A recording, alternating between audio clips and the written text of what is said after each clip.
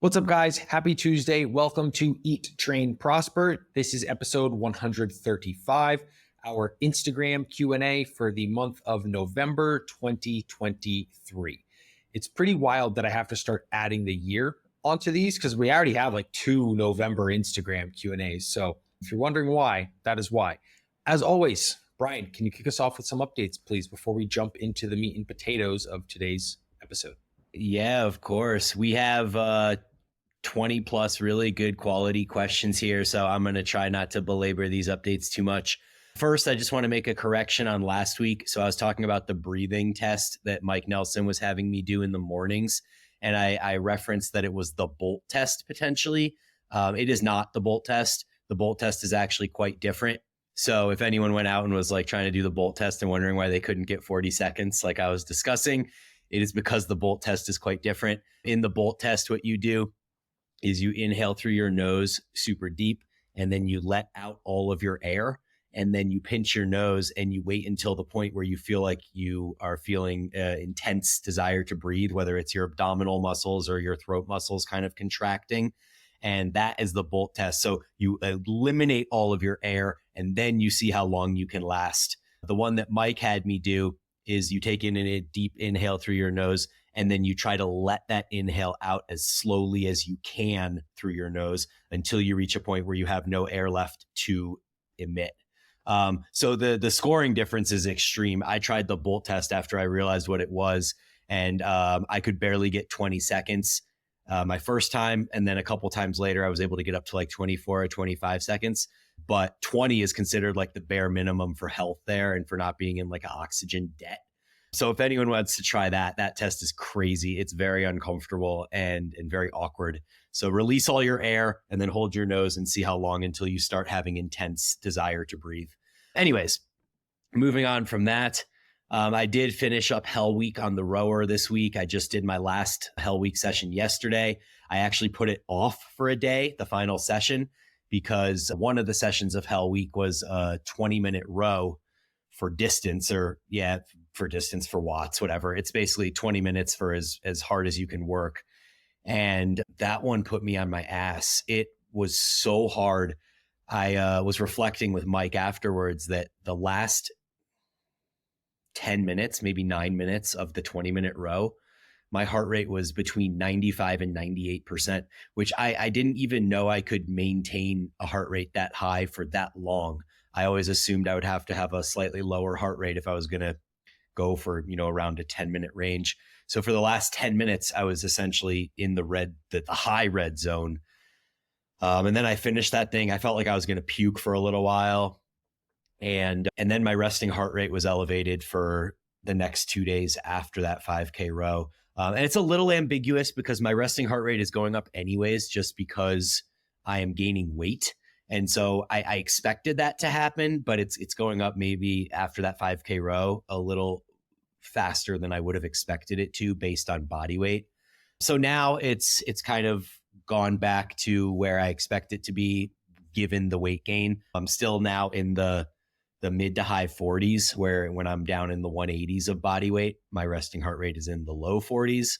So it's definitely a 5+ beats higher.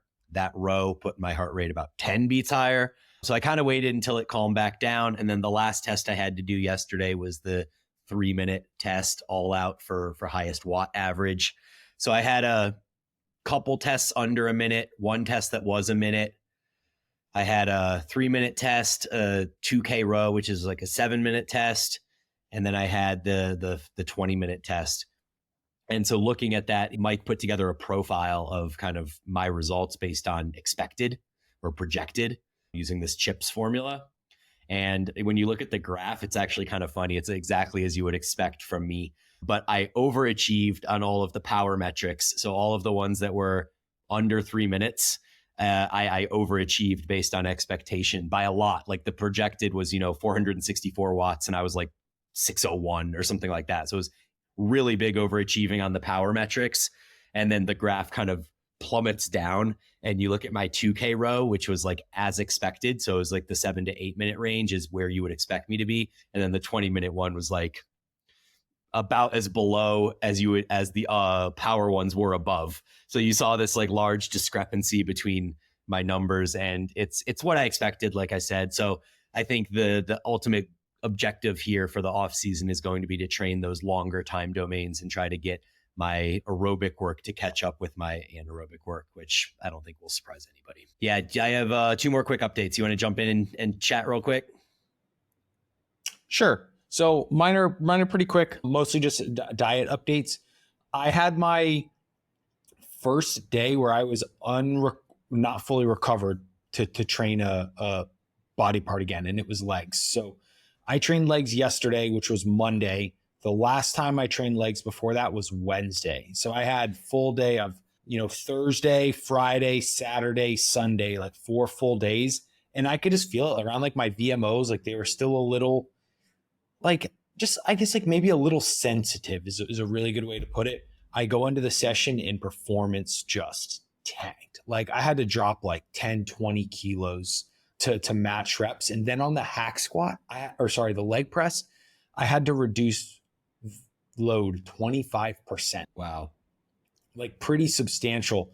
Most of it was quad stuff. My hamstring things were all perfectly fine. Actually, performance was pretty good there. But that one was quite interesting. Just the overlapping, or just I just was not recovered in time.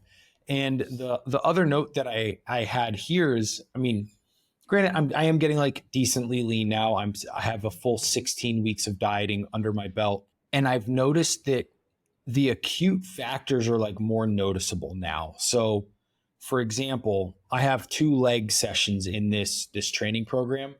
The prior time that I performed this leg session, we started swapping to put the hot bath or hot tub after legs as opposed to going in the sauna, so that you could like submerge your legs, like, and increase the blood flow there.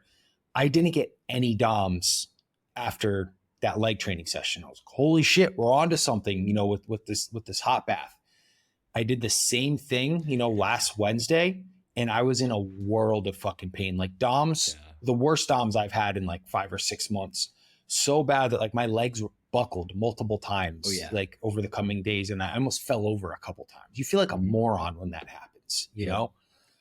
And I think it just might be like food timing was like slightly different, or maybe I didn't get as good of like a night of sleep. And I think I'm in conjecture here, but I think like when you reach these kind of acute things where you're already at a diminished capacity to recover because of the calorie deficit, and your diet fatigue is kind of caught up to you, some of those like, minor things at the top of the pyramid can be a little bit like make or break.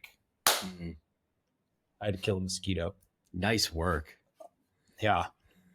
So that was like just very, very interesting for me, because it was the first time I was like, holy shit, DOMs are insane. And then I was literally almost 5 days and I was not recovered yet. This is reminiscent of what I talked about last week. I think I mentioned it on the podcast. If I didn't, then I probably should have. But did I talk about my left leg being more sore than my right? So I don't know. Aaron says no. So last week I had a leg session, quads specifically. My hams were fine, just like you. But I had a quad session, and 3 days later, my right quad was recovered and my left quad was still like in the middle of the worst DOMs that I've ever had. And so it was the same thing. I'm sitting there like scratching my head trying to figure out what happened, because I didn't do any bilateral or unilateral movements. Everything was bilateral. And so why is my left leg so much more sore than my right? And then we got to 5 days, which was when I was supposed to train legs again. And my left quad was still sore, like to the touch. And my leg had buckled 4 times throughout the day trying to go for walks and stuff. And so I was like, I need to delay this leg session. And I waited until the 6th day. And then I had enough recovery in my left quad that I was able to go in and put in a quality session. And that's in a surplus. That's me increasing body weight as I go. So the question for you is, obviously it's difficult to put your finger on exactly what it was that made that session so much worse than the prior session, given that you tried to do most of the things the same. But in retrospect, do you wish you had taken an extra rest day? Do you think that when this happens again, that will be how you handle it? Or what is kind of, where do you go from here?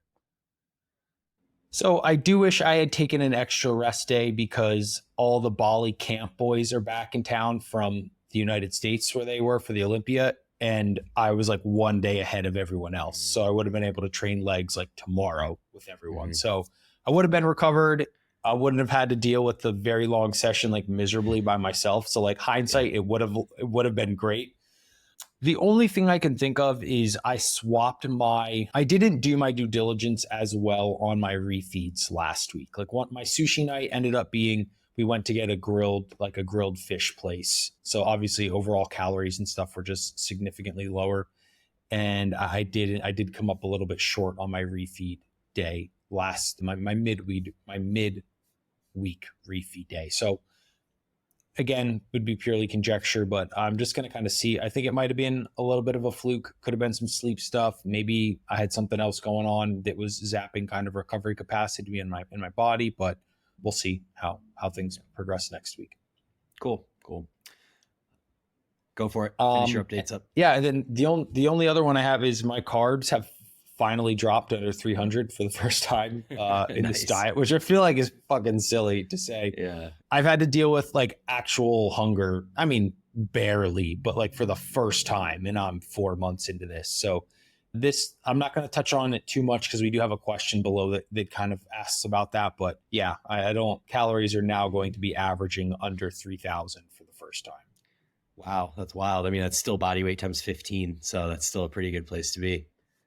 Yeah. Cool. All right. Finishing up my last two updates here. Our buddy Alejandro back in San Diego. He and I have been discussing getting together this winter, getting me out of Boulder and planning to do a bike race in San Diego. So we were going to do this one called Dirty 30 mountain biking race somewhere in San Diego.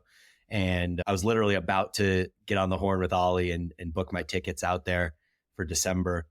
And he wrote me 2 days ago and he was out for a ride.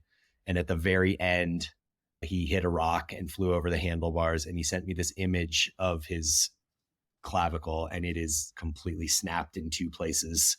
Like literally it's disconnected from his deltoid and it's snapped like actually on the clavicle, connecting the clavicle to the clavicle. It was one of the worst breaks I've ever seen. So he was texting me from the hospital saying he was about to go in for surgery. So it happened that fast. Like he flew over his handlebars, taken to the hospital, surgery like an hour later. I couldn't imagine how painful that must be, but my poor mountain biking race is not going to happen. So there's that. Final update is that the PPL routine that I'm doing as part of Brian's program is crushing right now. It is going so well. I'm having so much fun with it. Some new movements, finally getting into week 4 right now. So I'm getting into like a bunch of the intensity techniques that I enjoy, lengthened sets, partials, all of that stuff. And we've briefly discussed how I've been splitting up my hams and my quads on my PPL split. So it was push, pull, legs over 5 days and then push, pull, legs over 5 days. So you get 6 sessions over 10 days. I've just been splitting my hams and quads every single time now. I just have such better sessions and they're so much shorter and I can focus so much more of my energy into my leg work. So it's now push, pull, hams, quads, rest, or a rest day somewhere in there. Basically, I'm training 4 out of 5 days and then repeating. And I know everyone doesn't have the leisure of being able to walk downstairs into their home gym and just train for 40 minutes like that. But for those that do, I am just such a big fan, especially as training age increases, of splitting up those hams and quads. I know you are in many cases as well. And it's just a cleaner experience across the board. You can put in so much more into it. So for anyone that's able to do that or, considering in program design, I just think that's a lesson that I learned over the past couple of years. And it's now, I think, something that's just going to become pretty consistent across most programs that I write. That's all I got. All right. Should we dive in? Yeah. I had a hard time. This first one, I'll frame up, right? Kick over to you first, and then we'll of course ponder about it. Yep. The question is, if I had absolutely no knowledge of short/long resistance profiles, etc., and just used the popular machines in Gen Pop gyms, but trained close to failure, instead of training with ETP advice and optimal principles, what would be the hypothetical impact on gains, assuming diet, volume, etc., was the same?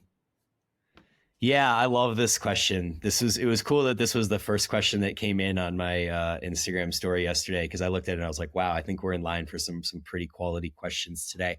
And so essentially what this person is asking is, because I clarified with them, it wasn't phrased quite like this when the question first came through.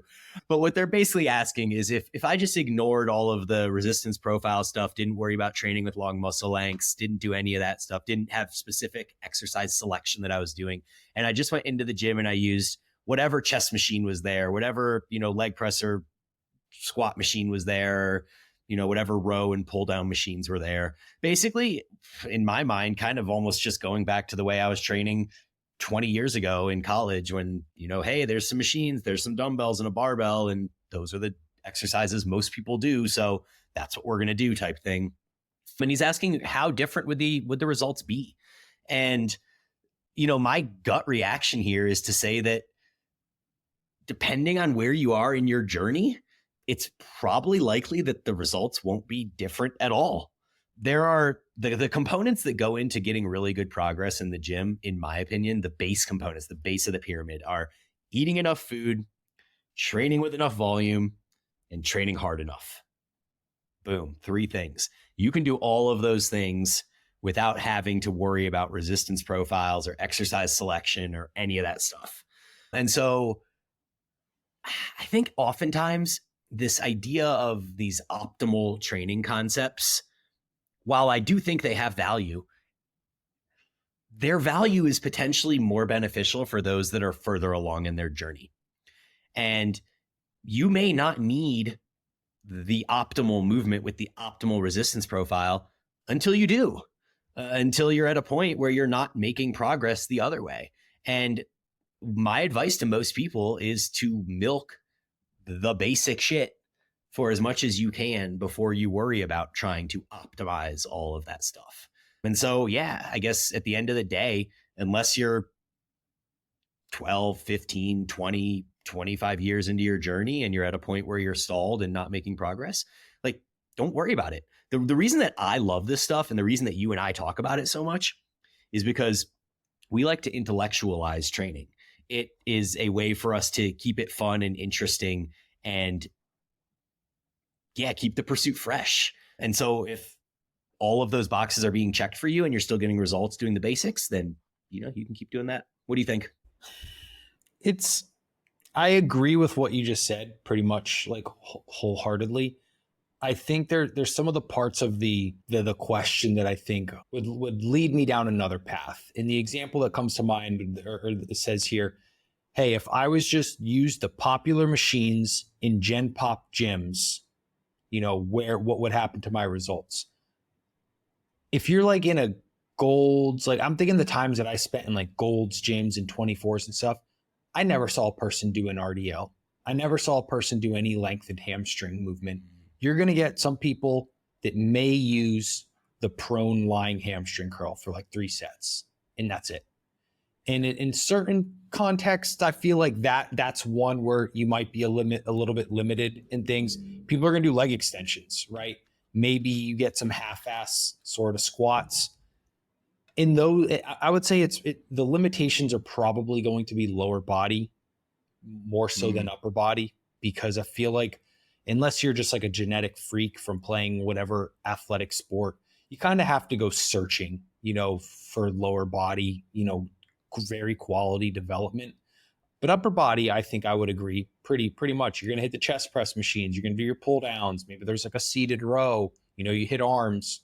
If you're training hard, and I think, yeah, you'll still make a good amount of progress, but it's that spark that of wanting more, that sort of thing. Or like you said, hey, my progress is stalled.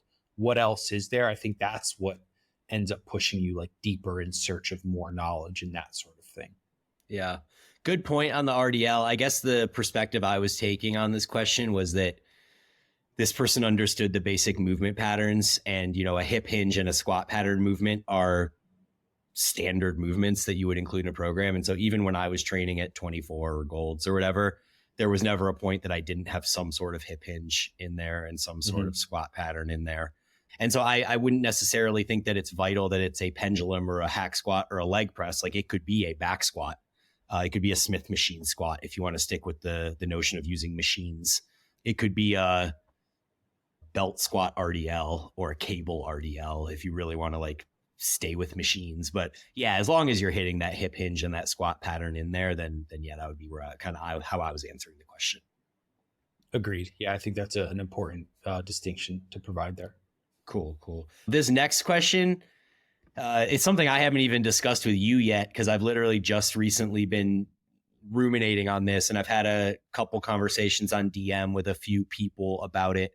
Recently just talked about it on Dave McConey's podcast. We had a roundtable with Abel. This one hasn't dropped yet. So this question came through from somebody that I was talking on DM about this, about the idea of implementing Oli lifts back into my program. And so the question was, what are the lifts that you're going to do and and then what is the impact on hypertrophy?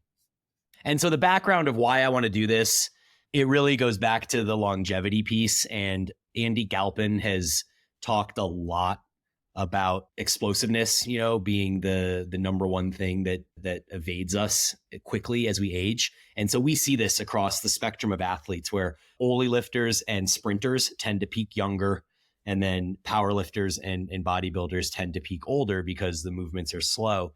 And the first thing that goes when you get older, you'll see your vertical jump decrease and you'll see your sprint times decrease and broad jump and stuff like that.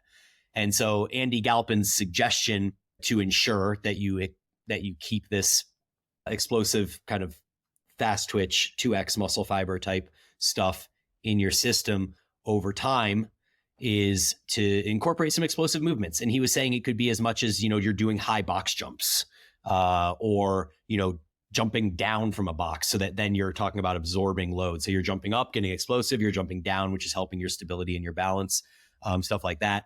And then, Oli lifts also fit into that spectrum of being explosive and keeping that dynamic movement in your program. I was discussing this with Dave and Abel because their thought on it sort of was that, you get most of your fast twitch muscle fiber recruitment by doing bodybuilding lifts explosively, concentric with purpose. So you're not actually lifting the concentric slowly. You're trying to lift it quickly. My argument back was that the difference is that when you're doing bodybuilding training and lifting a movement explosively, you're doing that only specifically for one muscle group. Whereas when you do something like a high box jump, a broad jump, an Olympic lift, that you are engaging your entire body through triple extension, which would be, hips, knees, and ankles. And then obviously the glutes being part of the hips there. You get a whole lot of coordination of your body having to work together to create power. And so my goal here is not to go back to Oli lifting like I was doing in CrossFit, nor do I even really want to do the very technical parts of Oli lifting. I don't think I want to do a squat snatch anymore. In fact, my plan is to just start incorporating clean pulls as the first thing that I'm going to do. So I'm not even going to worry about having to catch the bar on my shoulders. I just want to do that kind of bottom position, clean deadlift type thing, and then get to the middle and explode up into a high pull. And that's where the lift ends. So I've just been debating in my head back and forth with myself mostly about implementing some of these in mostly as a warm up on training days. So I go in, I do 3 or 4 progressive sets of clean pulls. Maybe I get up to 250 for a set or two, and then I move on to my hypertrophy training. And so if implemented in that manner, I don't really see any downside to it. In fact, I could see some positives where you could say the central nervous system is going to get excited by, doing these whole body coordinated movements. It can almost act as this full body warm up before you get into your hypertrophy work. And I wouldn't do it heavy enough for it to be fatiguing, where it would be taking away from what I can give into the hypertrophy work. And so, like I said, my goal is to really start with just clean pulls, maybe twice a week, and do that for a month or two, and then see if I want to progress things into any of the other kind of more dynamic Olympic lifting movements. I'm interested to see how this unfolds once it does happen. Yeah, for sure. All right. Well, this next question, these questions come. So this question says, need an update on only eating weed. And then why do you like amber beers so much? These are actually 2 separate questions from 2 separate people, but I'm going to address them both at the same time. My update on only eating weed is that it comes and goes. I go through periods where sometimes I'm like, man, I really need to cut the smoking out and I'm just going to eat it and I'll make it for a few weeks. And then I usually end up going back to smoking, mostly out of convenience. I don't love the duration of eating weed. I don't love that it's a 4 to 6 hour commitment when you decide to ingest it. And I do love that if I just want to have a little buzz for an hour or less, I can take, one teeny hit and then it's gone. So that's the story. I'm still in my head, like I would still love to stop smoking. It just hasn't happened yet. And that's pretty much the reason why. Why do I like amber beers so much? I don't know. I didn't like amber beers until about 2 years ago. And then amber beers became my favorite. And now that's really my preferred beer anytime I go out. I think it might have something to do with the kind of darker body that feels like it has that kind of brown, sugary, mapley type flavor in it. And so I really like that aspect. And I don't know enough about beer to speak much further beyond that. So we will move on to the next question. And I will kick this one over to Aaron to start off here. Aaron, do you think that muscle overlap is a thing? Like in a torso limbs split, arms get hit more times per week than on an upper lower split. Does that inhibit gains for the arms potentially? I mean, I would say it could if volume and frequency were at a combination that doesn't allow adequate recovery of them, which would therefore impact the quality of your training of them. Kind of like we just talked about with my legs in the beginning of it. The interesting thing with arms is, I mean, yeah, they get hit with a lot of things, but they're often not the limiting, factor of it. Like when you're doing a chest press, unless you're doing something like very narrow grip, it's likely not your triceps, right, limiting you there. Same thing with pulling motions. And you're typically not taking them through like a full range of motion, right? If we think of like, a row or something like that, yeah, the bicep is lengthened, I would say, but you're not getting it nearly, all the way contracted. So you're not reaching kind of like peak force outputs in them. And you would know, right? If your arms are getting super sore on like your push day or your torso focus day, you would have kind of like subjective feedback, perceptible feedback cues there. So I would say it's likely not inhibiting your arm gains. Yeah, I tend to agree. The approach I would take would be, if you need more volume for your arms, you should probably use the torso limb split. And if you don't need as much volume for your arms, then you can probably be fine with an upper lower split or something like that. And so you really just have to look at your own training needs and make an assessment of, hey, how are my arms responding to the current load? Might they respond better to a higher load? And it's probably just a process of experimentation of doing a 6-month cycle of an upper lower type split where they're getting trained twice a week, and then doing a split like where they're getting trained, a torso limb split where they're getting trained 4 times a week, and see how they respond, see how they recover. And, maybe it's even you have a arm specialization phase, and in the arm specialization phase, you do the torso limb split as a tool, as a mechanism to increase volume and frequency of your arm training. And then maybe if you're on more of a leg priority program, you're doing something like an upper lower where you're doing a little bit less volume for your arms. So I don't think that one is necessarily better than the other. They're situationally specific. Oh, this is an interesting question. Yeah. Let's kick this one over to you first, because I have some thoughts on it.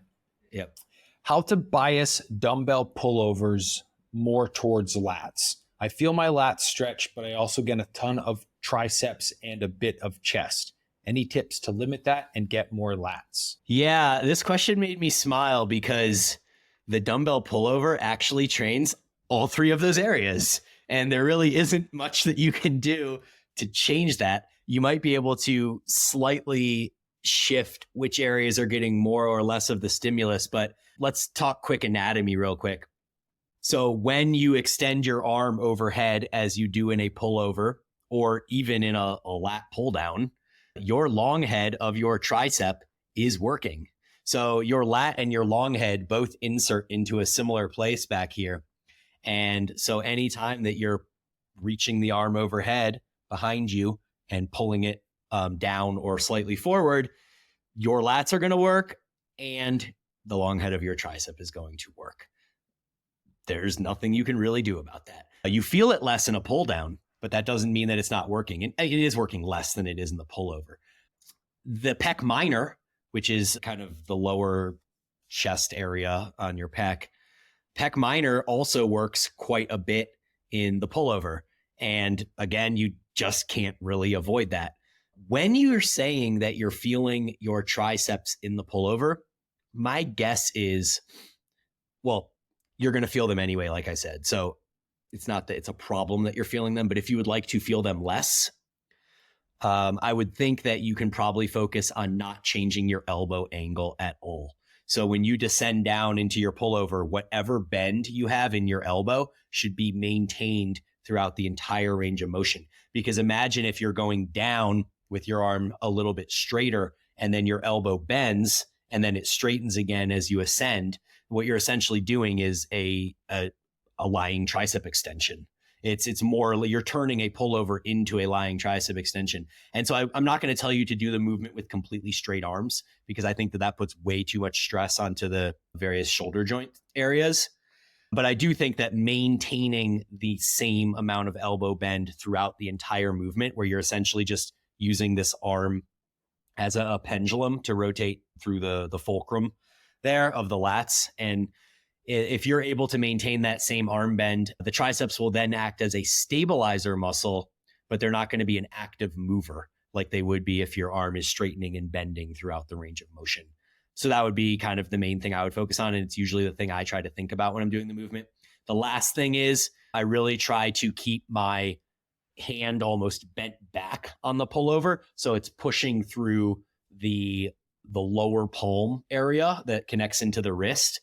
If you're pushing through that area more, I think that I personally feel that a little bit more in my lats than when I let my hand kind of rotate over into that more like forearm flexed position. I have two small points to add here. If we're talking the dumbbell pullover, I think if you wanted to feel it a little bit less, you could shorten your range of motion in the finishing position and not come all the way to like the dumbbell is, over your chest pretty much. As that arm comes down, closer from where your bicep comes down to your, closely like your rib cage, that's going to be like that's chest involvement there on that pec minor, like Brian had mentioned. So that would be my first. You could just focus more on the like lengthened partials almost per se. The second, and this is kind of a sidestep to the question, don't perform them with a dumbbell. Perform them with a cable. That's how I always do them, standing with a cable. Again, you're not going to be able to take your tricep and chest completely out of it, but it allows you a grip that you can kind of de-leverage your chest in a little bit, because you can use like a more pulling grip as opposed to like a thumbs on top sort of grip, which will just inherently allow you to use a little bit more chest. And it's just, I don't know. I prefer it. I find I can use way less chest and triceps doing it that way. Again, it will still hit some of that, but I think it'll just be a little bit easier for you there using like a standing cable variation. Okay, Brian, let's kick this one over to you. What have you learned so far with your coach? Which I believe we're speaking about Dr. Mike T. Nelson here. Yeah. So I think that this is a little bit too early to tell. So far, we've only been really working together for 10 days. I mean, to be completely frank, we had an initial consult call before I left for Bermuda, so in mid-October, but the training didn't actually start until October 30th. And so we're literally, like 10 days in at this point.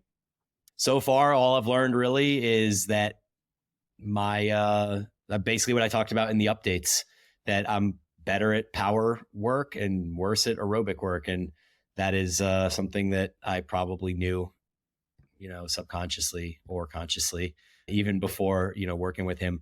I thought it was really cool how he put together this graph for me of my different outputs on the CHIPS scale, and it compared it to a couple other scales and was like, hey, if you're a power athlete, this is your expectation. If you're an endurance athlete, this is your expectation. And it was cool to see where I fall in those different spectrums. But ultimately, I'm sure I'm going to learn a lot. The time just hasn't been sufficient enough at this point for me to learn a ton. And so I'll leave it there. And you guys know that I will continue to update you on what I learn as I learn it. So just stay tuned in specifically to the updates section of the podcast. And Aaron, I need to run up and grab my power cord. So I'm going to let you run on this question and I'll be right back. So the next question that is not Brian specific is how to gauge RIR. I find it so difficult, so I just take every set to failure. So there's a couple YouTube links that Brian has here that we will put in the kind of show notes here. Honestly, the most important thing that I find is knowing where a exercise will fail, right? For example, when we are doing a single arm tricep, push down or kick back, something like that, you're not going to fail that in the lengthened position, right? You're going to fail that near the shortened end range, right? Which is that terminal kind of elbow extension. So that can kind of help you gauge a little bit. Something like most squat pattern motions, let's say not the pendulum squat, you're going to fail in that mid-range. You have a lot of really good leverage in the lengthened position. It kind of falls off once you get into that mid-range. And then that's where you kind of understanding whereabouts you will fail is really, really important. So typically the best thing, once you understand that, film yourself, right? When you're filming yourself, you are going to know where your rep speed really starts to slow down. And there's some exercises, like think of like a seated row or something like that. You're going to be able to, like a seated cable row, you're going to be able to grind through like anywhere from like 1 to 3 reps, depending on who you are. And once the reps really start to slow down, you can kind of gauge something like an overhead tricep extension, right? Like where you're maybe leaning away from the cable stack and your arms are up over your head. You're going to have like one rep that you make and the next one you fail, So those ones are a little bit more ambiguous, but something like that, when it's arms or a smaller muscle group, I'd say that the relative safety, risk is quite good there, as opposed to something that's more like a compound movement. So kind of to wrap up my instructions here, know where the exercise is going to fail. It's going to help you gauge, film it, so you can see, okay, this was all the way to failure. This is what 2 reps in reserve look like in terms of rep speed. And then knowing which exercises you can probably grind some out, which ones were like, hey, rep 9, not challenging, but moved well. Rep 10, I couldn't get off the bottom, sort of thing, is really, really helpful. So Brian, what I did here is jumped ahead to question 10, which is on gauging RIR. Yep. Cool. So I think you answered that really well. Great synopsis there. Very similar to what I would have said too. I think it really does depend on the exercise. I linked 2 videos, which we'll put into the show notes. Both are from Jeff Nippard. The first one is how to gauge RIR basically. And he takes you through a number of different movements and what it looks like when you're getting close to failure with a rep speed timer. So you can actually see the rep speed slow as you go. And then the second video is just another it's an addendum to that video where he shows himself going through a number of different movements and what that looks like. And so assuming that technique is unchanged, rep speed is for sure the number one thing that you can look at. But as Aaron was saying, it's very movement dependent. And so his example of, a lengthened movement with the overhead tricep extension, it really is like you're going fine. And then you get to the bottom and there's one where you like struggle to get out of the bottom and you barely make it. And then the next one, you're not going anywhere. And it's kind of the same for like a squat pattern movement or any of these more like lengthened demanding movements like that. The short movements like your rows and, some spider curls and dumbbell lateral raises and stuff like that, that failure looks a lot different because you can actually grind a bunch of reps and you'll see rep speed slow down a lot more than you may on one of those more lengthened movements. Just to provide a little context on this question actually came through because this guy commented on my RDL, that video from yesterday, and he was like, how do you know how close you are to failure? And I think that brings up a larger question specific to the RDL, or it could be to the back squat, but any of these movements where you have some degrees of freedom in your movement. And so, how do you tell how close you are to failure on an RDL? I mean, is it the moment that your back angle changes at all? So you start with like a completely flat back, and then if there's any flexion, then now you're suddenly past failure. Because I think that probably is not how I approach it. I set a minimum level of flexion that I consider to be too much. And I don't consider flexion at all to be too much, but there's a certain level where it becomes too much. And for me, that's usually the point where my hips rise faster than my torso. So anytime you're doing a hip hinge movement, you're going to want your hips and your torso to rise together, or to see your torso rise and your hips stay stable even. But when you see that, you guys have all seen the question mark deadlift, where you go to set up for your deadlift and then the first thing that happens is your ass flies up and your back rounds over. And so that's obviously way too much. That's way past failure on any sort of hip hinge. But there certainly is a point where you can still have some back flexion, meaning very slight rounding of your back, but your hips are still moving in coordination with your torso. And so I do not consider that to be past failure. I consider that to be acceptable ranges of form degradation, if you want to look at it like that, especially because when you're into the heavier weights on RDLs, your upper back is just going to round over a little bit, protract the scapula essentially, because you just can't maintain scapular retraction, nor should you be expected to. But that's going to fail significantly before your hips and glutes are. And so if you ended a set the moment that you begin to see your upper back round over, you've missed out on a ton of potential progress. So I think with a movement like an RDL or a squat where there's tons of degrees of freedom, you do have to set kind of an expectation of what is too much form degradation, because some is expected, especially if you're starting the rep with a perfectly flat back and you're not going to end the set the exact same way. So I'd encourage you to watch those two Jeff Nippard videos. My group programs have found them extremely helpful and really help engaging RIR on the different movements. And then when it comes to something like an RDL, just understand that there will be some degradation, but as long as everything's moving together in coordination, it's all still good. Wonderful. We'll work back to some of these earlier questions. Yep. Brian, what do you envision your 2024 split to be between hypertrophy and biking? Yeah, I think it's probably going to be pretty similar to what we experienced this year, except that I'm going to learn my lesson a lot sooner. So it took me a long time this past season to make the switch to a full body training program. I don't think I did that until I was 6 or 7 weeks out from the bike race. And I was trying to do too much. I was trying to train 4 to 5 days a week on a split hypertrophy program and also bike 8 to 11 hours a week. And that just wasn't working. So I foresee it being similar to the end of last year, where I'm probably training 2 to 3 full body sessions a week. What it probably will be in reality is probably 2 full body sessions and 1 upper body, because the leg stuff really is the thing that gets hit a ton with biking. But yeah, I mean, the having these seasons where I have this period of time focusing more on hypertrophy now in the colder months and a much less cardio. I mean, the amount of rowing I'm doing is between 3 and 20 minutes most days, and it's not even more than 4 days a week. And compare that to 60 to 120 minutes of biking 7 days a week.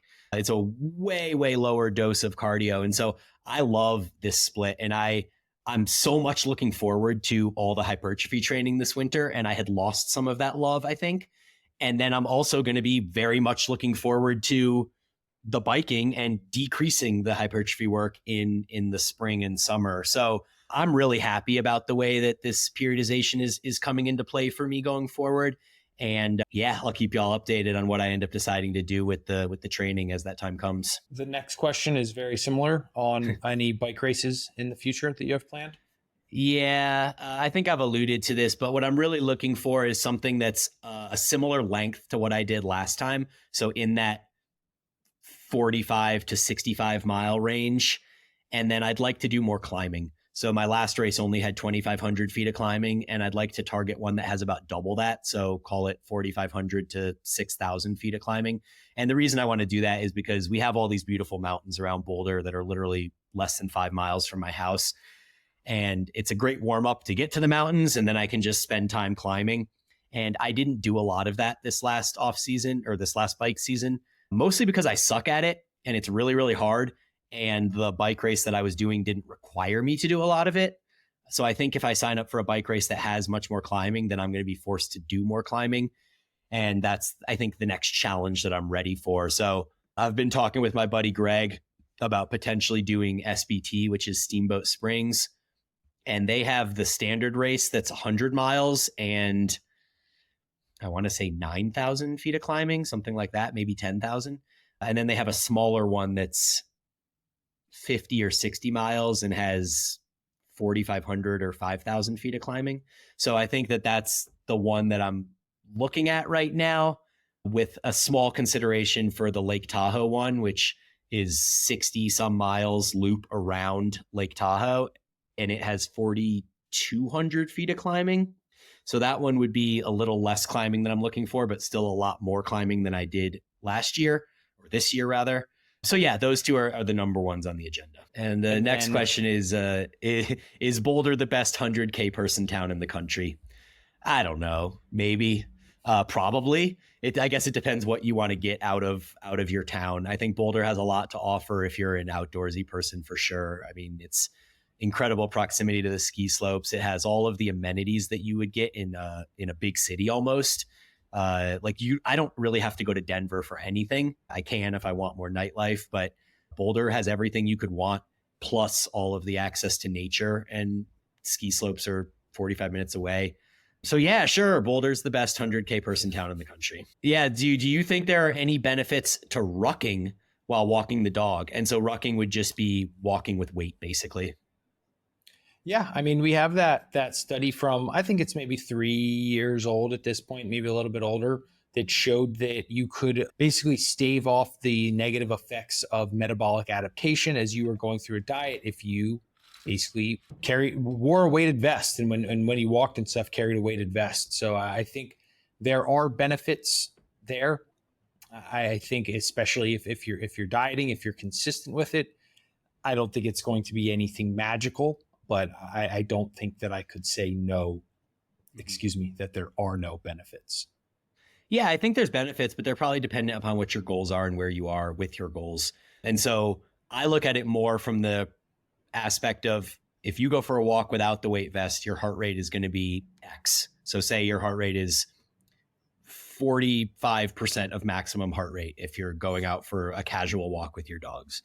And if you throw a vest on, it's likely that your heart rate is going to go up to 55, 60, 65%, depending on how fast you're walking. And how much weight you're carrying, I guess. And so if your goal of those sessions with your dog is to get a cardiovascular effect, then yes, you should absolutely ruck. If your goal is just to go out and get some kind of cathartic parasympathetic recovery and just enjoy some time with your dogs, probably not a benefit. You might be better off keeping your heart rate low and not stressing your body out. And so I think it's situationally dependent. And like Aaron said, if you're in a deficit, it might be a way to burn a few extra calories or stave off some metabolic adaptation. I think those studies actually had you wearing the vest for like 10 or 12 hours a day. So I don't know if going out for like 1 hour with a vest is necessarily going to move that needle too much. So yeah, I would look at it more from the cardiovascular impact and what it's doing to your heart rate. Great additions there, Brian. Now, this next question is on, is there an episode where you provide a breakdown of your race prep? Yeah, I actually talked with this person a little on DM. So their context is that they're following the 4D physique program at Paragon, and they signed up for their first gravel race in April, and they're looking for how to best combine lifting with cardio. And so I referenced episode 127, which is training and fat loss camp, where we've spent the first 45 minutes talking about your training. And then the last 15 or 20 minutes, I went into kind of what I've been doing in preparation for the race. So that would be, one I would check out. And then in the 3 months or 4 months of episodes leading up to my race, which was early October, I pretty much updated what I was doing with my cardio every single podcast episode in the updates section. So it's not part of the timestamps because it's in that first 20-minute period that just says updates. But if you go through and kind of listen to those in chronological order, you'll get a decent sense. Ultimately, at the end of the day, because I'm not going to cover it in a ton of detail right now, I would just say that the big thing is monitoring leg training, monitoring the proximity of leg training to your cardio, and then monitoring total volume of your weight training. Because as you get closer to this race, which I believe she said is 45 miles and 4,500 feet of climbing or something like that, which makes it slightly more intense than the race I did, I think. She's going to need to be doing a ton of biking leading up to it. And so, yeah, something like 2 full body sessions or even 1 full body session and 1 upper body session might be the ticket to kind of keep things in a decent place as the volume is ramping up for the cardio. So yeah, I hope that helps, and feel free to hit me up on DM if you have additional questions there. Aaron, I will kick this next one over to you. I think it's an interesting question. Do you think that extra calories in a surplus can make up for poor sleep? I do not. And while there are some, I should say, physiological aspects that calories and sleep do similar things, the effects of poor sleep will make the calories and their partitioning less advantageous. So poor sleep worsens your insulin sensitivity and your anabolic hormone profile, right? Very, very clear research on that. The worse sleep you get, the worse your insulin sensitivity and glucose response is, and the worse your, anabolic hormones are. The increased calories that you are trying to, combat your poor sleep with will get increasingly worsening partitioning, right? Because we have the worse insulin response, insulin and glucose response. We also know that you cannot force feed hypertrophy. So let's say, optimally you need 100 extra calories per day to support the hypertrophic adaptations of your current training volume, training frequency, etc. If you jump to 500 calories per day over that, you don't make more gains, you just get fatter faster. So while there are both sleep and adequate calories are both different or two important fast factors in your recovery capacity and in hypertrophy, they're not interchangeable. And once, calories are already in a surplus environment, if sleep comes down, you can't just ramp up calories and hope that it makes up for the lack of sleep, because they're not interchangeable in that regard. Yeah, dude, I agree with all of that. I was going to go with the direction of the nutrient partitioning as well, where if you're eating all this extra food, but you've had poor sleep, then you're actually going to get less muscle building benefit from the food than you would otherwise. So if you're already in a surplus, you're doing everything you can to help yourself achieve hypertrophy, and doing extra calories just because you got poor sleep, I don't think is going to help that process. No, it won't, unfortunately. All right. So Aaron, what do you think? This is actually, I think this is my favorite question that came through today, because it really made me think, and I still don't know where I stand on it, but I have some thoughts. Do you switch out exercises before they get stale, or do you milk them all the way to the end and risk some not so great sessions before realizing that they've stalled? I'm going to kind of play devil's advocate here a little bit and say, why would the sessions be not so great until you've realized that they've stalled, right? I mean,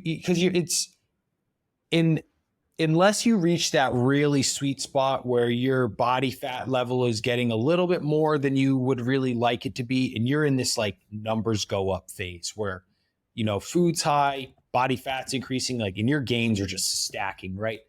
It's not like you're always going to have every single, week where there's progressions and stuff. And you might have a couple weeks where things look, maybe 2. I'm using let's remove the word couple and put back in 2. You might have 2 sessions where you don't make progress on an exercise, but that could be because you made a shit ton of progress on the exercise before or something like that.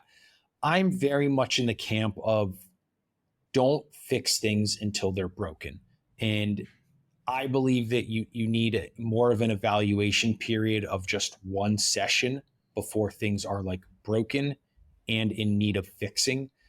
I think the risk with swapping out exercises is you're prematurely making a decision, right? And then you're going to go through the first 3 weeks or so of a new exercise. You're not really making any progress yet. It's, neurological adaptations, realizing that if you put the seat on setting 4 instead of setting 2, it lines up better. You're not wasting time, but you have to figure things out. And I think the more time you spend in weeks 1 through 3, and the less times you spend in weeks 7, 8, 9, 10, you're just, prematurely taking gains off the table sort of thing. But that's just my standpoint. That's how I generally coach clients and stuff. That's what I do. But let's see what Brian has to say. Yeah, my gut response is to agree with you. And that's specific to this kind of neurotic, natural built bodybuilder mindset of needing to have data and diagnostics. And so given that we're trying to milk out every little bit of gain that we can get, it's important for us to know for sure that an exercise is no longer productive for us before we eliminate it and bring in something else, because of what you said, that there's that learning curve, that you could be having this facade of progress, adding reps and load week to week just because the exercise is new and thinking you're making progress. To play devil's advocate on that point, which isn't, I don't actually believe this, but I do think, it is relevant to at least discuss, is that hypertrophy is super forgiving. And that if you go back to my answer to the very first question, which is sufficient food, sufficient volume, and sufficient intensity of work, training hard enough, if you're hitting those three things, it may not actually matter if you're doing a new movement or seeing a movement all the way through until the end. It may just be that you could change shit. We just did an episode on this. I mean, we literally did an entire episode called Variety or Repeat Everything. It was like 2 episodes ago. And we talked about this in depth. And so I think that that's a piece of this conversation is, do you do that movement until the end, or do you change it out? And so, yeah, my gut reaction is to say data is important. You want to know, it's when you have to work really hard for that rep, and it might not happen in 1 week or even in 2 weeks, but by the 3rd week, damn it, I got that extra rep. And you can be pretty confident that that extra rep means that there was a milligram of extra muscle added or something along those lines. And it just helps you be more confident in your data and in your progress. Whereas if you're changing things all the time, you may end up at the same place eventually, but you might just not know it until you get there. So if you're somebody that really likes data and likes to kind of have those diagnostics in place, then I do think you want to milk that movement all the way until the end. And I don't really, like Aaron said, I don't really think that it necessarily means you're having a not so great training session. Like, just because you're not progressing doesn't mean it wasn't productive. The last little thing I'll add onto the back of that is the movement that you will be swapping it for. Like, is that as quality of a movement? Are there limitations to your equipment availability and things like that? For example, like in the gym I'm in, I have for legs, I have a and actually a pretty damn decent hack squat. It's going to be my favorite. I have a really shitty pendulum, a stupid leg press that I hate, a Smith machine that's like really, really shaky. And those are my like squat pattern movements, and like a barbell back squat, which I know is garbage for myself. Mm-hmm. For me to swap, bring something else in as opposed to that hack squat, like the stimulus on the hack squat is easily 50, 60% better than on any of those other ones. So that's another thing too, is like, if you are swapping it in, is it as quality? Is it going to feel as intuitive? And can you produce as quality of force in it? That's another kind of smaller, but still important consideration there. Yep. Good point. We have 7 or 8 questions left in only 10 minutes. So we'll get through what we can and then start the next episode with the remaining questions, I guess, because we have a few good ones in here. But yeah, what are your thoughts on power building, essentially combining low reps and high reps in the same session?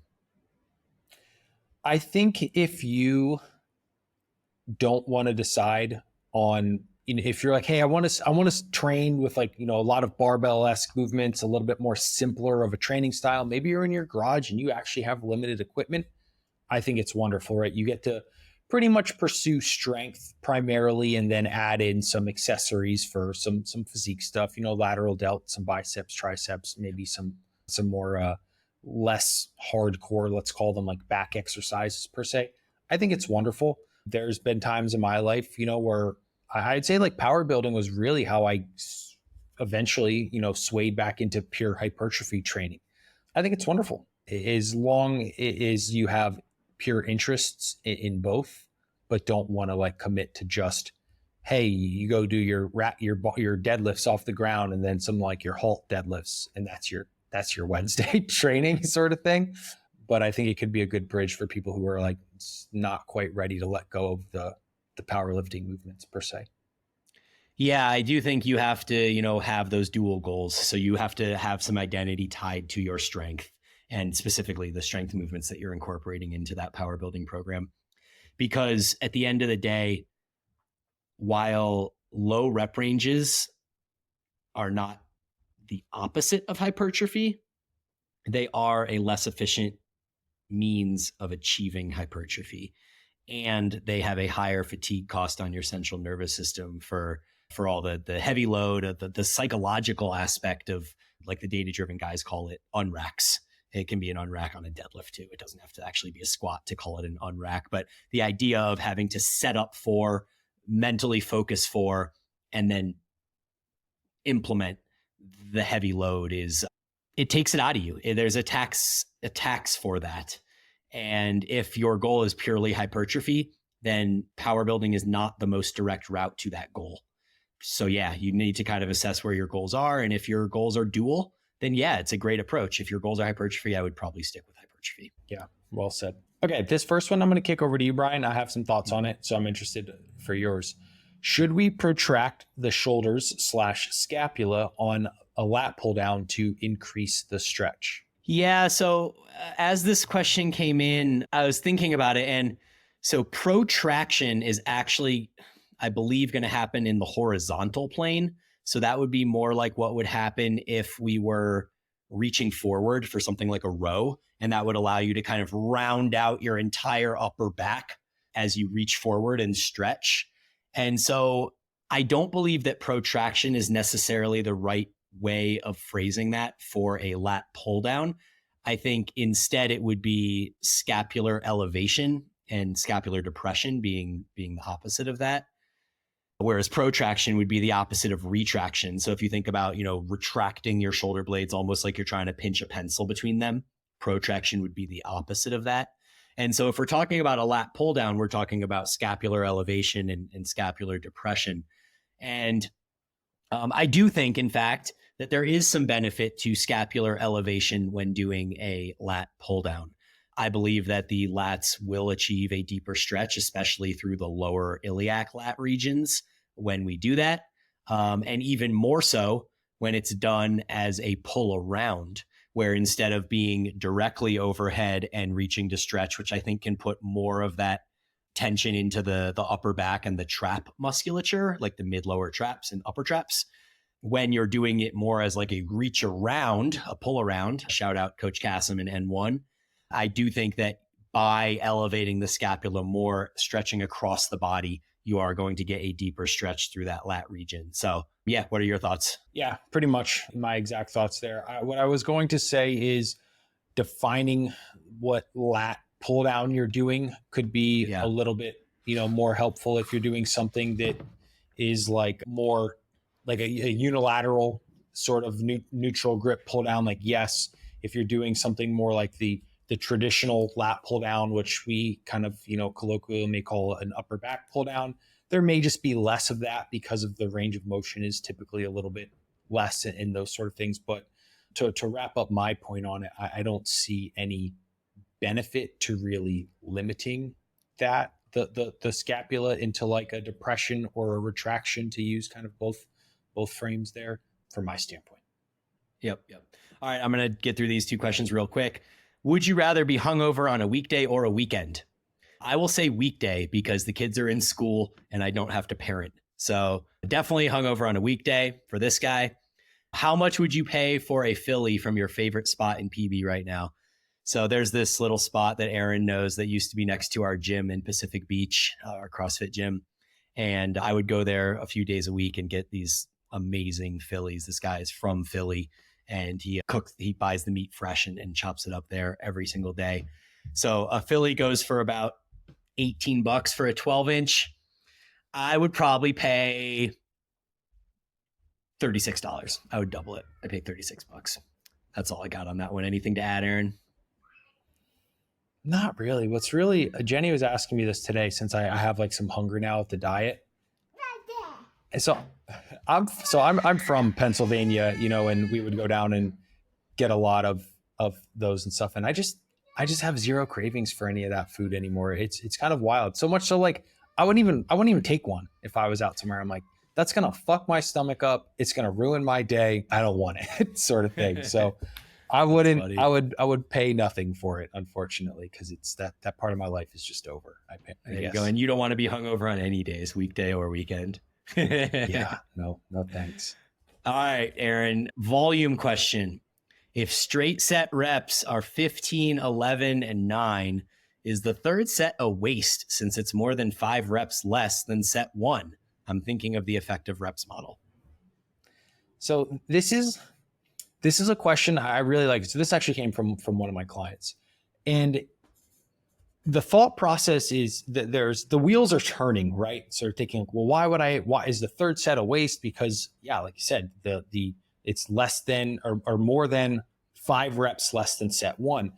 However, what we're not taking into context is it's not like you're setting, hey, 100 pounds, I'm doing 100 pounds for 15 reps, then I'm doing 100 pounds for 11 reps, and then I'm doing like 100 pounds for 9 reps. The load selected and the proximity to failure is really what will determine the amount of reps that you achieve. Or if, hey, we're sticking to a 15, 11, 9, you need to modulate your load for that.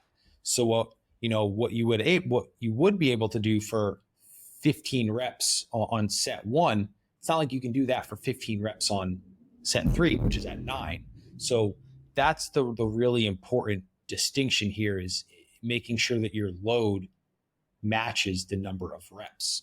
Now, even if we did say, hey, let's say to change the example here a little bit, you have 3 sets at 100 pounds. The rep range is 9 to 15, and I want you to train to failure.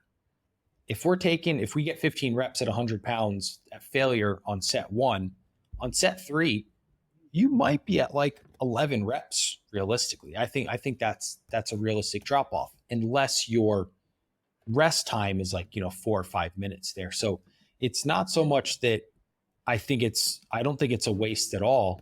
I think maybe you don't have all the pieces of the equation of the how do I want to frame this? The instructions for whoever kind of set up the rep scheme there. What are your thoughts, Brian?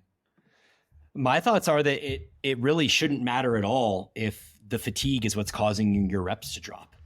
So if you're at 1 RIR for the set of 15 and say you rest 2 minutes and then you get 11 and you're at 1 RIR, and then you rest a couple minutes and you get 9 and you're at 1 RIR, then your effective reps are fine. Like, effective reps basically says it's the 5 reps before failure.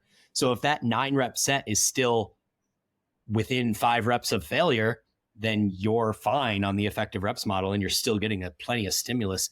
If this was the case, this question, if that was the case, then rest pause sets would be useless, because you'd say I got 10 reps and then I rested 20 seconds and I only got 3. Well, that's 7 reps less than 10. So fuck, they're not effective, but we know they are effective because they're fucking hard and you're getting 3 effective reps because they're all close to failure. So when I saw the question, that was just the way I looked at it. Yeah, that's such a good way to put it. And I will say, in my opinion, right, the rest pause / myo reps, or however you want to phrase them, are very, very effective. Yep. So we have, what do we have? 5 more? 5 more. So 4 of them are for you, more or less. And the last one was to me. If you want, I can answer the last one and then bounce, or we can save these for next week. Let's save them for next week. They're really good questions, and I think it'll be a good way to open up the episode for next week, because they're pretty decent. Cool. I like it. Well, let's cut it here then. We got 4 to go. All right, guys. So as always, thank you for listening. We will chop off these last 4 and put them into next week's episode, and we'll talk to you next week.